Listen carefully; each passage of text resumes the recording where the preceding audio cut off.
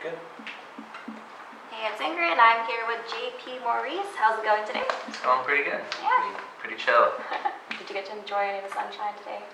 Not really. Ah. Just a little bit. In between, here and there. So, yeah, it's JP Maurice. What does the JP stand for? Jean-Paul. Ooh, and do you like being called Jean-Paul or just JP? Whatever you prefer. It's up to you. So, yeah, you guys just did a Canadian Music Week. What was that like? It was okay, it's always nice, I feel really lucky to get to travel to other places and play music, and Toronto is a really awesome city.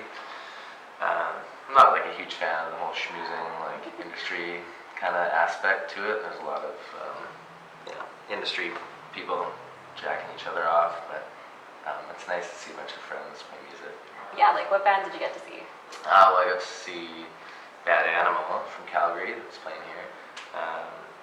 And I got to play my friend Ada Dali from Toronto, who's really amazing. Played this really cool little backyard set on the Saturday. It was super fun. Intimate. Yeah, so obviously you're here today for your album release. So what I heard is you started with 16 tracks. Is that true? And then you split it into your EP and your album? Yeah. Okay. So how did you decide what gets to be on the EP and what was on the album?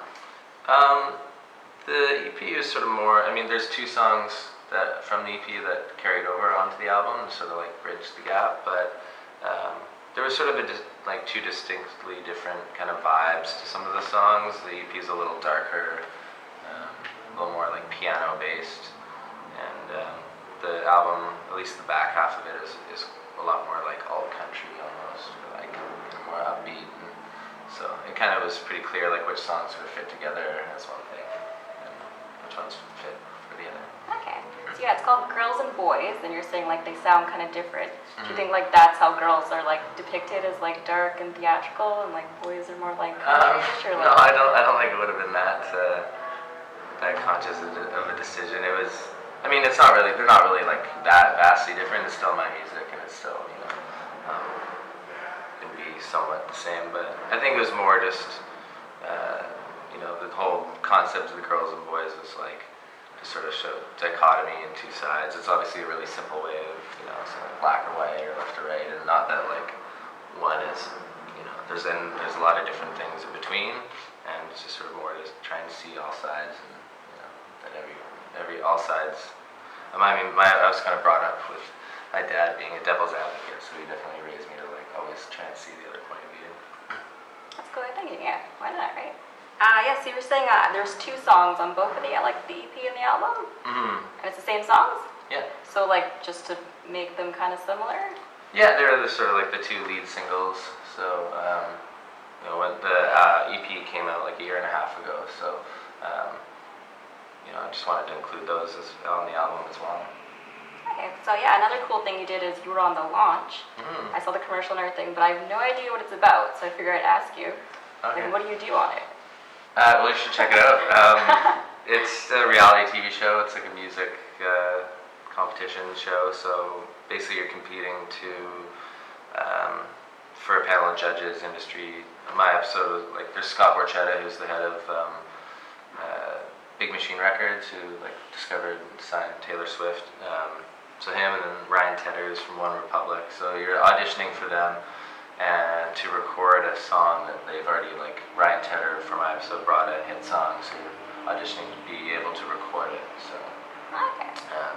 yeah, they're actually casting for season 2 right now, so I'm kicking around the idea of maybe trying to do it again, apply again, but So I guess you liked it then? yeah, it was definitely a really positive experience, and the band was super great to play with. Drake's drummer was in the back of the band, and all the producers and people involved with the show were really warm and supportive, and they actually, a bunch of them came up to my showcase in Toronto, so it was really nice to see them. But I'd almost go back just to hang out with those people again. Cool. So was it weird having cameras on you, or just kind of? It was a little bit weird. Like I said, there was a very supportive atmosphere, so they were often reminding you we're not here to exploit you or make you look, try and catch you being, make you look bad on camera. They're you're here because we think you're one of the most talented unsigned people in the country, and we want to give you a platform to perform. But I mean, there are aspects like right before you go into audition, they stick a camera in your face. And they're like, "What's at stake?" And, you know, they're trying to get drama because it is TV. But I mean, that would probably be my least favorite part of it.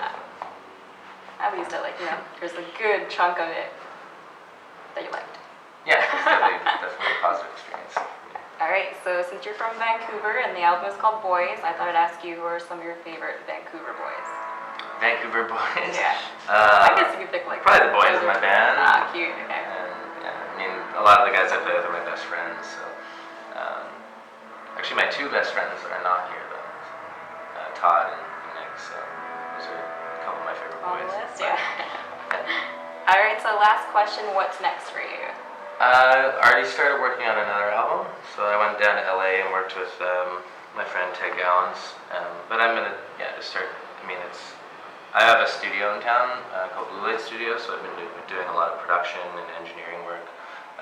So that's sort of like an ongoing thing that I'm always doing, and always kind of writing and recording. So I'm gonna start picking away at doing that.